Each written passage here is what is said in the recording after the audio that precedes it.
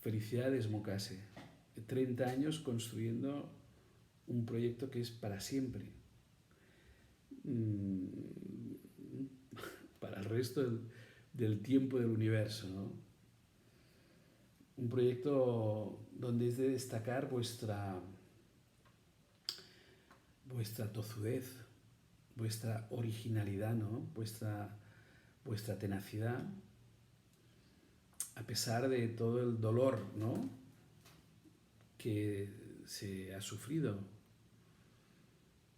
El dolor desde los ancestros históricos hasta la actualidad, ¿no? Desde lo más grave, que es la pérdida de compañeros y compañeras, a la pérdida de los bosques, etcétera, pero que a la vez ha sido un movimiento de muchísima alegría,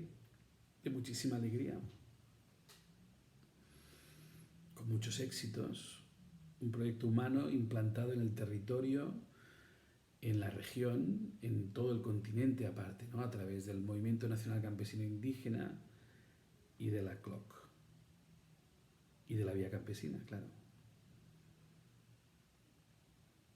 Un proyecto que ha puesto en primera línea protagónica al pueblo indígena latinoamericano en el mundo, en la globalización, ¿no? Dando un testimonio del cual todos aprendemos.